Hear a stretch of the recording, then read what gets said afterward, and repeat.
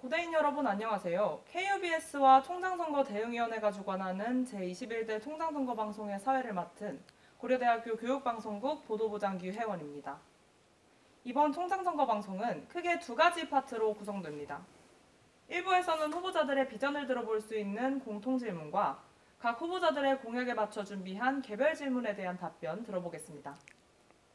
그럼 지금부터 1부 스피크 투 KU, 당신의 고려대학교에 말해주세요를 시작하겠습니다. 유병현 후보자님, 그리고 송영훈 중앙비상대책위원장님 자리해 주셨습니다.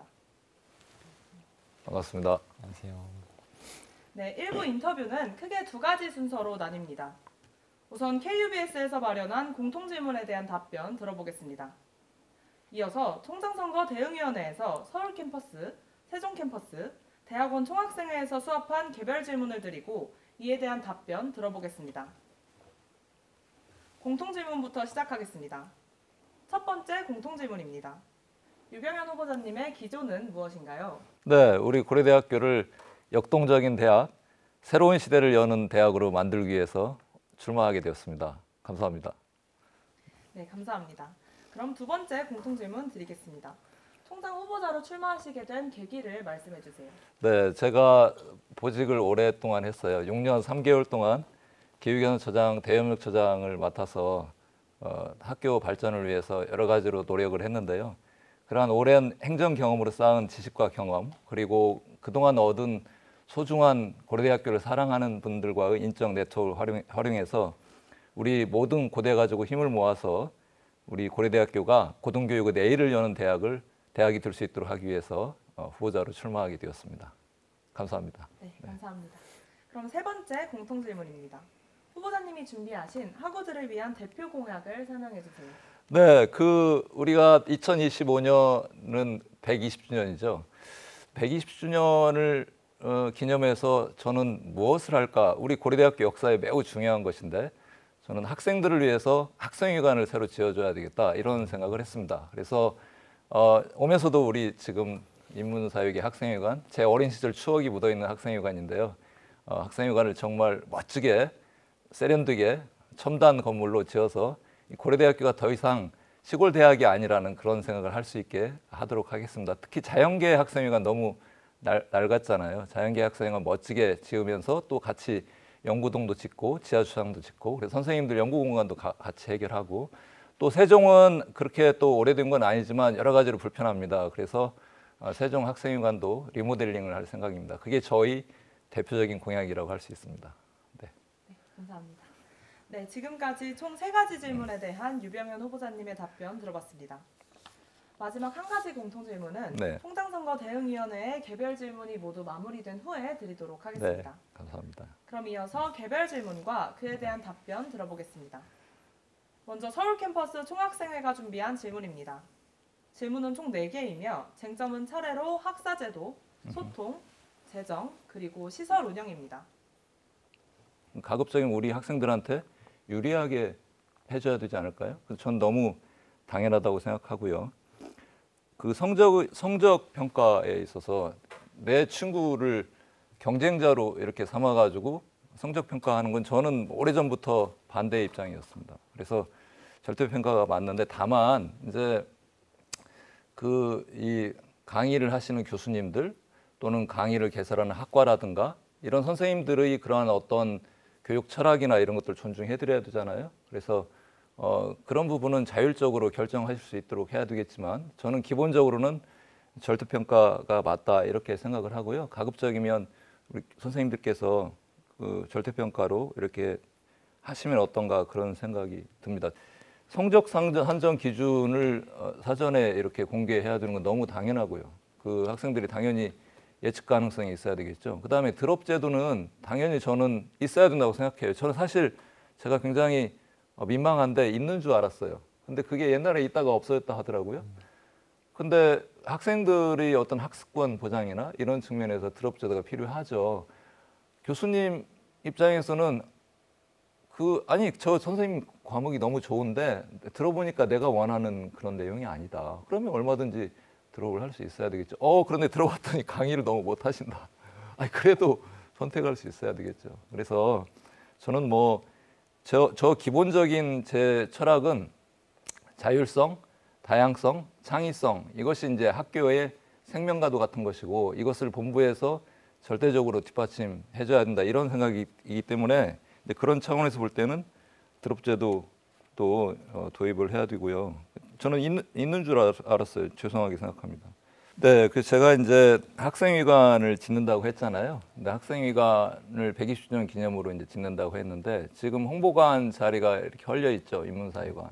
그래서 이제 저는 인문사회관을 120주년 기념으로 하지 않습니다. 왜냐하면 학생회관 120주년 기념이 당연한 전제거든요. 그러니까 당연히 인문사회관은 추진을 해야 되고 저는 민주광장 우리의 상징인데 민주광장 지하에 이 소극장을 만들 계획이에요. 거기를 지하로 이렇게 봐가지고 그다음에 자연계는 아까 학생회관 말씀드렸잖아요. 그 자연계 보면 넓은 주차장이 쫙 있죠. 그럼 거기를 어떤 단계로 공사를 할 것이냐 이제 그거에 대해서 저는 생각이 이게 공사를 하더라도 교육과 연구에 지장이 없어야 되고 또 학생들이 혜택을 받아야 된다. 그래서 일단은 또 그 돈을 어떻게 재원을 마련할 것인가 현실성이 있어야 되잖아요.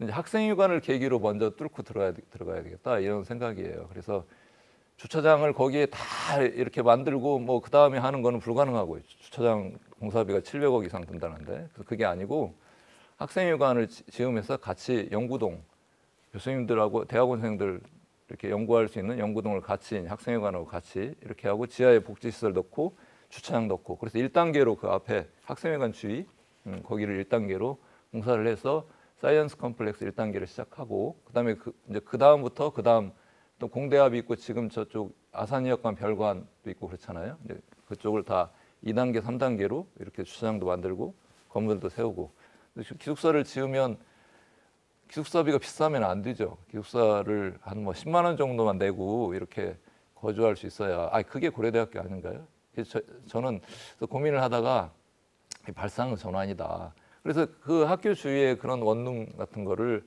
우리가 매입해서 리모델링 해가지고 이렇게 기숙사 시설을 제공하면 좋겠다. 학생들한테는 좋은 또 그분들한테도 좋은 효과가 있지 않을까 그런 생각을 하고 있습니다. 학사제도 협의 법제화 및 정례화 이 대학에서 가장 중요한 게 우리 학생이잖아요. 학생들과 자주 소통하고 학생들의 의견을 정책에 반영하고 하는 거는 너무 당연한 거고 반드시 해야 되는 거다. 필수적인 거다. 이렇게 생각해요. 그러니까 모금은 이제 불안하게 생각이 되잖아요. 모금은 우연한 사정에 의존하지 않나? 그런데 이제 우리 고려대학교가 대한민국 사립대학의 모금이 모델이라고 해도 뭐 틀리지 않아요. 그러니까 현재의 고려대학교가 아니라 미래의 고려대학교를 위해서 모금을 할 수 있게 그게 무엇이냐면 기부자를 아주 정성스럽게 예우하는 것이에요. 그분들은 그렇게 잘 정성스럽게 예우하면 내가 고려대학교 가족이구나 이런 생각으로 책임감을 가지고 또 기부를 하시고요. 다른 기부자를 소개해 줍니다. 그러니까 기부가 연속해서 가는 거죠. 그리고 큰 기부를 하는 분들은 과거에 보면 고려대학교 교우가 아니고요. 고려대학교와 인연이 없는 분들이에요. 자, 그러면 고대에 기부를 하게 하려면 어떻게 해야 되느냐? 우리 고려대학교가 고등교육을 선도하는 정말 훌륭한 대학이다 하는 것을 국민들이 인식할 수 있게 해야 돼요. 우리가 정말 멋진 대학이면 이 멋진 대학에 이렇게 기여할 수 있는 기회를 드리는 거죠. 여기 지금 계신 우리 학생들 이렇게 훌륭한 학생들의 미래를 위해서 누군가가 기여를 할 수 있는 소중한 기회를 드리는 거죠. 그다음 저는 모금은 이제 건축기금, 장학기금 이렇게 되는데 저는 10%는 장기발전기금으로 하려고 그래요. 그러니까 투자 목적 기금.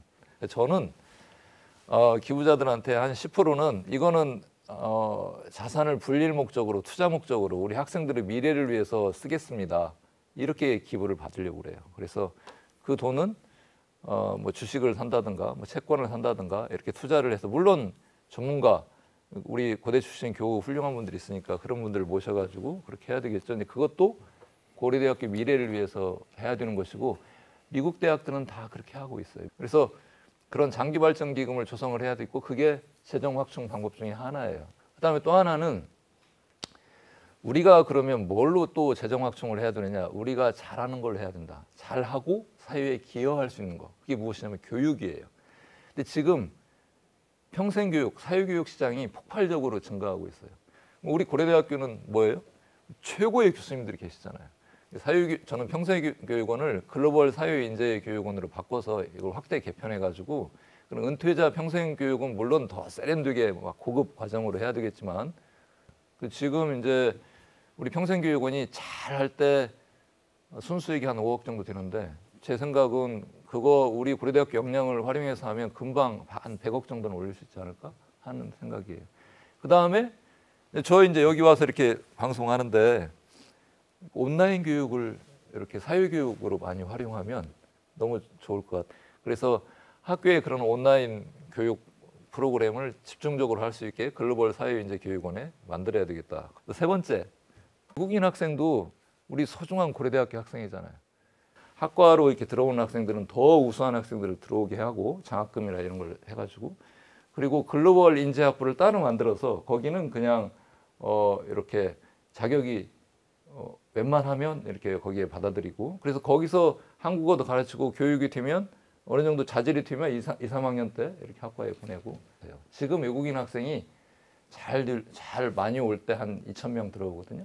그게 이제 200억 정도 되는 거예요. 그러니까 한 1,000명 정도 늘리면 100억 정도 수익이 드는데 비용을 제외하면 한 60억. 학교가 안정적으로 연속적으로 유지되려면 꾸준히 들어오는 무엇인가가 있어야 되고 고려대학교 미래에도 안정적으로 돼야 되고 또 그렇게 하는 것이 학교 발전을 위해서 도움이 돼야 되고 또 학교가 사회에 기여할 수 있게 해야 된다.